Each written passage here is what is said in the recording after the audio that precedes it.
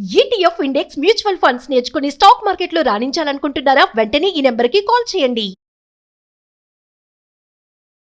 నమస్తే అండి. నమస్తే అండి. రామ్ గారు, సూసైడ్లు మాత్రం విపరీతంగా పెరిగిపోతున్నాయి. అయితే ఏంటి బాధ అంటే చిన్నపిల్లలకి అదే సొల్యూషన్ అయిపోయింది. పెద్దవాళ్ళకి అదే సొల్యూషన్ అయిపోయింది. ముసలి వాళ్ళకి రిటైర్డ్ అయిన వాళ్ళకి కూడా అదే సొల్యూషన్ అయిపోయింది. మనం ఇప్పుడు మాట్లాడుకునే టాపిక్ హైదరాబాద్‌లో బోడుప్పల్లో 17 ఏండ్ల అబ్బాయి అభినవ్ గర్ల్ ఫ్రెండ్‌కి వీడియో కాల్‌లో చూపిస్తూ పైనుంచి దూకి సూసైడ్ చేసుకోవడం అనేది నిజంగా ఎంత బాధాకరమైందంటే, ఒకసారి దాని గురించి మాట్లాడి పిల్లలు ఎందుకు ఇలా అయిపోతున్నారు? మోస్ట్‌లీ ఈ టీనేజర్స్ ఉంటారు చూడండి. అడాలసెంట్ ఏజ్‌లో ఉన్న టీనేజర్స్ ఎవరైతే ఉంటారో, వాళ్ళకేంటంటే ఎమోషనల్లీ వాళ్ళేంటంటే బాగా అటాచ్ అయిపోతా ఉంటారు బయట వాళ్ళకి. లైక్ ఈ గర్ల్ ఫ్రెండ్స్ కానివ్వండి, బాయ్ ఫ్రెండ్ ఈ రిలేషన్‌షిప్స్ ఏవైతే ఉన్నాయో, కొత్తగా అప్పుడే they get into relationships. Yes. అప్పుడప్పుడే వాళ్ళకి తెలుస్తూ ఉంటది. లైక్ వాట్ ఈస్ వాట్ అనేసి.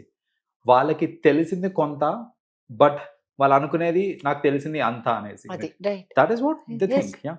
సో వాళ్ళకి తెలిసిందే వేదము, అదే కరెక్ట్, ఇంకా ఇదే లైఫ్ అనేసి వాళ్ళేంటంటే ఒక డీప్ రిలేషన్‌షిప్‌లోకి వెళ్ళిపోయి వాళ్ళు, ఇంకా నువ్వు లేకపోతే నేను బతకలేను, we are made for each other, ఇలాంటి థాట్స్ అన్నీ వస్తా ఉంటాయి. But frankly speaking, as per ఒక సర్వే ప్రకారం చూసుకుంటే గనక రిలేషన్‌షిప్స్ ఈ యంగ్ టీనేజ్‌లో ఎర్లీ టీనేజ్‌లో ఫార్మ్ అయ్యే రిలేషన్‌షిప్స్ ఏవైతే ఉంటాయో 90% బ్రేక్ అయిపోతాయి అవన్నీ. 90% బ్రేక్ అయిపోతాయి. ఒక 10% మాత్రమే క్యారీ ఫార్వర్డ్ అయితే తప్ప 90% రిలేషన్‌షిప్స్ బ్రేక్ అయిపోతాయి. ఎందుకు బ్రేక్ అవుతాయి అనంటే, వాళ్ళు ఆ ఏజ్‌లో అసలు ఆలోచించే శక్తి ఉండదు వాళ్ళకి. అంటే కాంపాటబిలిటీ ఉందా లేదా? అసలేంటి? ఇవన్నీ ఆలోచించే కెపాసిటీ ఉండదనమాట. జస్ట్ ఏంటంటే ఆ టైంలో బికాస్ ఆఫ్ వాళ్ళ హార్మోనల్ చేంజెస్ వీటన్నిటి వల్ల ఏంటంటే ఈజీగా అట్రాక్ట్ అయిపోతా ఉంటారు ఆపోజిట్ జెండర్‌కి. అలా ఈజీగా అట్రాక్ట్ అయిపోయి ఫార్మ్ అయిన రిలేషన్‌షిప్సే ఎక్కువ శాతం ఉంటాయి కాబట్టి అయ్యే బ్రేక్ అయిపోతా ఉంటాయి. అండ్ అయి క్యారీ ఫార్వర్డ్ కావు. కావు. ఈ నిజం తెలియక ఈ టీనేజర్స్ అందరూ ఎవరైతే ఈ వయసులో ఉంటారు చూడండి, ఎర్లీ 12 ఇయర్స్ నుంచి తీసుకొని ఆల్మోస్ట్ ఒక 17, 18 ఇయర్స్ వరకు కూడా వీళ్ళందరూ ఏంటంటే ఇది తెలియక దట్ ఇలాంటి రిలేషన్‌షిప్స్ నిలబడవు అని తెలియక they get into relationships. Okay, that is still fine. కానీ దాన్ని ఫుల్ సీరియస్ తీసేసుకొని ఇదే నా లైఫ్, ఇంకా ఆమెనే నా ఫ్యూచర్, ఆమె లేకపోతే నాకు ఫ్యూచర్ లేదు అనే థాట్స్ ఇవన్నీ డెవలప్ చేసుకొని ఏంటంటే ఇలాంటి పిచ్చి పనులు ఎక్కువ చేస్తా ఉంటారు. ఇప్పుడు ఈ అబ్బాయి చూడండి, like Abhinav 17 years old, 17 years అండి. వీడియో కాల్ చేసుకుంటూ వీడియో కాల్‌లో వాళ్ళ గర్ల్ ఫ్రెండ్ తోటి మాట్లాడుతూ we don't even know the conversation. నేను సూసైడ్ చేసేసుకుంటాను అని చెప్పాడంట వీడియో కాల్‌లో. చెప్తే ఆ అమ్మాయి ఏంటి ఈడు సరదాగా అంటున్నాడేమో అనుకోని ఏది చేసి చూపి అనగానే చేసేసుకున్నాడు వాడు. అయ్య బాబోయ్! సో ఆ విచక్షణ కూడా లేదు. అంటే అలా లేదు. దూకచ్చా? అంటే తర్వాత ఏంటి? వాడి మీద డిపెండెన్స్, వాళ్ళ పేరెంట్స్, వాళ్ళ పరిస్థితి ఏం Yes. కావాలి? ఇదంతా ఆలోచించే ఆ స్తోమత ఆ ఇది ఉండదు వాళ్ళకి. విచక్షణ ఉండదు వాళ్ళకి. సో బేసిక్‌గా ఏంటంటే ఈ టీనేజర్స్ అందరికి, టీనేజర్సే కాదు ఎవరన్నా సరే, ఈవెన్ కొంచెం మెచ్యూర్డ్ పీపుల్ కూడా చూస్తూ ఉంటాం మనము. ఏంటంటే రిలేషన్స్ బ్రేక్ అయినప్పుడు లేదా రిలేషన్‌షిప్స్‌లో ఏదైనా ఇష్యూస్ వచ్చినప్పుడు సూసైడే దారి అనేసి రైట్. సూసైడ్ చేసుకుంటా ఉంటారు. They end there lifes. వాళ్ళు అనుకుంటారు ఇది ఒక సొల్యూషన్ ఏమో అనుకోని. కానీ అసలు అది సొల్యూషనే కాదండి చెప్పాలంటే. నిజంగా మీరు ప్రశాంతంగా కూర్చొని ఆలోచిస్తే మీకు 100 సొల్యూషన్స్ దొరుకుతాయి. మంచి ఎగ్జాక్ట్‌లీ. మంచి సొల్యూషన్స్ 100 దొరుకుతాయి మనకి. అది ఆలోచించే కెపాసిటీ లేక, లేకపోతే తెలియక చాలామంది ఏందంటే సూసైడ్ చేసుకుంటే అయిపోతది కదా అని సూసైడ్ చేసుకుంటారు. కానీ దాని తర్వాత వాళ్ళకి బాధ కాదు. వాళ్ళ చుట్టుపక్కల వాళ్ళ డిపెండెంట్స్ ఉంటారు చూడండి, Yes. వాళ్ళ ఫ్యామిలీ మెంబర్స్ ఉంటారు చూడండి, వాళ్ళు పడే క్షోభ ఇవన్నీ ఆలోచించరు. వాళ్ళకి ఇంక జీవితాంతం అదొక ఇదే కదా, నిజంగా. డెఫిసిటే కదా అవును. లైఫ్‌లో. అవును. సో ఇయన్నీ ఆలోచించకుండా సూసైడ్ చేసుకుంటారు. అదసలు సొల్యూషనే కాదు. ఏ ఏజ్ గ్రూప్ కన్నా సరే అది సొల్యూషన్ కాదు. కరెక్ట్. సో అలా ఏదన్నా థాట్స్ వస్తున్నాయి అనంటే ఒక్కసారి మన అనుకున్న వాళ్ళ గురించి ఆలోచించండి. రైట్. అప్పుడు మీకు అర్థమవుతది లైక్ అవును. మీరు తీసుకునే డెసిషన్ ఎంత తప్పు అనేది. మరి మీరు ఇందాక అన్నట్టు ఇప్పుడు ఈ పిల్లగాడి కంటే ఆ విచక్షణ కూడా లేదు.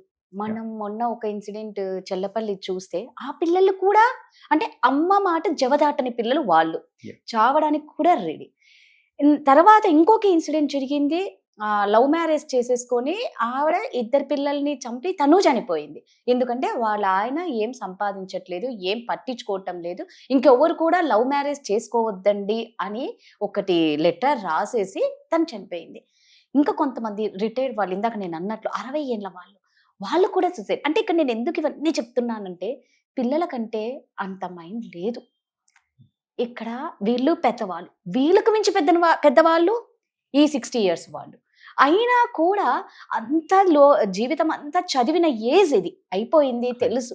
అయినా కూడా ఆ ఏజ్‌లో కూడా ఎందుకొస్తాయండి ఇవి? వాళ్ళకి జనరల్లీ ఏంటంటే బర్డెన్ కావద్దు. ఇప్పుడు పెద్దవాళ్ళు ఉంటారు చూడండి. వాళ్ళు జనరల్‌గా ఏంటంటే సూసైడ్ చేసుకోవడానికి కపుల్ ఆఫ్ రీజన్స్ ఉంటాయండి. అందులో ఒక మోస్ట్ కామన్ రీజన్ ఆ ఏజ్ కేటగిరీకి లైక్ 60+ వాళ్ళకి కామన్ రీజన్ ఫర్ సూసైడ్ ఏంటిది అనంటే ఒకటొచ్చేసి మెడికల్ ప్రాబ్లమ్స్ ఏదన్నా ఉంటాయి. రైట్.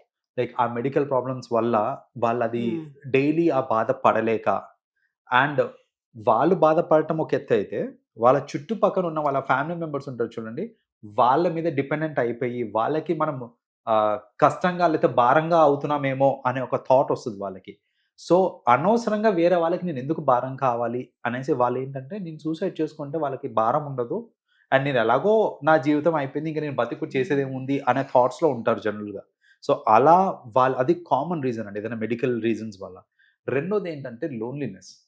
ఇది చాలా మందికి తెలియదు. లోన్లీనెస్ అనేది అసలు చాలా డేంజరస్ అండి. ఈ లోన్లీనెస్ అనే ఫీలింగ్ ఏదైతే ఉందో ఆ పర్టికులర్ ఏజ్ గ్రూప్ వాళ్ళకి లోన్లీనెస్ ఎందుకు వస్తుంది అని అంటే ఇప్పుడు చూడండి, వాళ్ళు యంగ్గా ఉన్నప్పుడు వాళ్ళు వర్క్ చేసినంత కాలము వాళ్ళకి ఏంటంటే ఆఫీస్లో కలీగ్స్ ఉంటారు, ఫ్రెండ్స్ ఉంటారు, బయటికి వెళ్తూ ఉంటారు, తిరుగుతూ ఉంటారు, అంతా బాగానే ఉంది.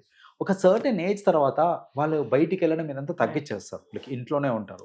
సరే ఇంట్లో ఉన్నారు, వాళ్ళకి ఇప్పుడు ఏంటి సోర్స్ ఆఫ్ అంటే ఎవరన్నా జనాలు మాట్లాడుతున్నారా చుట్టుపక్కల అని అంటే పిల్లలేమో స్కూల్కి వెళ్ళిపోతారు, పేరెంట్స్ ఏమో వాళ్ళ ఆఫీస్ వర్క్లో వాళ్ళు ఉంటారు. అసలు వాళ్ళకి ఈచ్ అదర్కి టైం ఇచ్చుకోవడానికి సరిపోదు. ఇన్ ద హోల్ ప్రాసెస్ వీళ్ళని నెగ్లెక్ట్ చేస్తున్న ఫీలింగ్ వస్తుంటుంది వాళ్ళకి.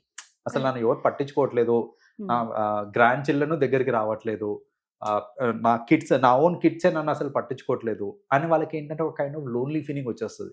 ఆ లోన్లీ ఫీలింగ్ వచ్చినప్పుడు కూడా ఇలాంటి టెండెన్సీస్ వస్తుంటాయి అన్నమాట, సూసైడల్ టెండెన్సీస్. సో ఆ పర్టికులర్ ఏజ్ గ్రూప్లో this is the common reason, ఆ లోన్లీనెస్. ఇంకా నేను చెప్పినట్టు ఏదైనా మెడికల్ రీజన్స్ ఉంటే అలాంటి కేసెస్ ఆ ఏజ్ గ్రూప్ అనమాట. మీరు ఇందాక అన్నారు ఒక లేడీ తను మా ఆయన్ని సంపాదించలేదు అని. సో ఇక్కడ కూడా ఆమె ఏంటంటే ఆమె ఎక్స్పెక్ట్ చేసిన లైఫ్ ఒకటి, ఆమె అనుభవించే లైఫ్ ఒకటి.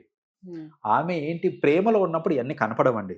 ప్రేమలో ఉన్నప్పుడు ఏంటంటే ప్రేమ గుడ్డిదని అందుకని అంటారు. ఇప్పుడు వాడు ఏం చేస్తాడు, వాడి స్తోమత ఏంటి, వాడు ఫ్యూచర్లో నన్ను చూసుకోగలుగుతాడు లేదా, అవన్నీ ఆలోచించలేదు ఆ అమ్మాయి.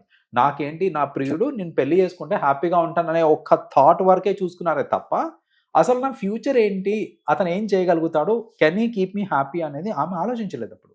సో ఇప్పుడు చూడండి, పెళ్ళైన తర్వాత ఇప్పుడు ఆయన ఏం చేయట్లేదు, ఆయన డబ్బులు సంపాదించట్లేదు. ఆబ్వియస్లీ డబ్బులు సంపాదించట్లేదు అంటే ఆమెకు కావాల్సిన లైఫ్ స్టైల్ ఆమెకు ఉండదు, పిల్లల్ని సరిగ్గా చూసుకోలేరు, బేసిక్ నెసెసిటీస్ కూడా స్ట్రగుల్ అవుతూ ఉంటారు. ఇంత స్ట్రగుల్ పడుతూ అప్పుడు అర్థమవుతుంది వాళ్ళకి ఏంటంటే ఆమె ఏమనుకుంటుంది, నేను లవ్ మ్యారేజ్ చేసుకున్నా కాబట్టి నేను స్ట్రగుల్ అవుతున్నాను అని అనుకుంటుంది. బట్ అదర్వైజ్ ఇది లవ్ మ్యారేజే కాదండి. అరేంజ్ మ్యారేజ్ అన్నా లవ్ మ్యారేజ్ అన్నా మీరు ప్రాపర్గా కాంపాటబిలిటీ ఇంకా ఫ్యూచర్ కరెక్ట్గా సెట్ అవుతా లేదా ఆలోచించకుండా పెళ్లి చేసుకుంటున్నారు అని అంటే ఎవరికన్నా సరే ఈ ప్రాబ్లమ్స్ వస్తాయి.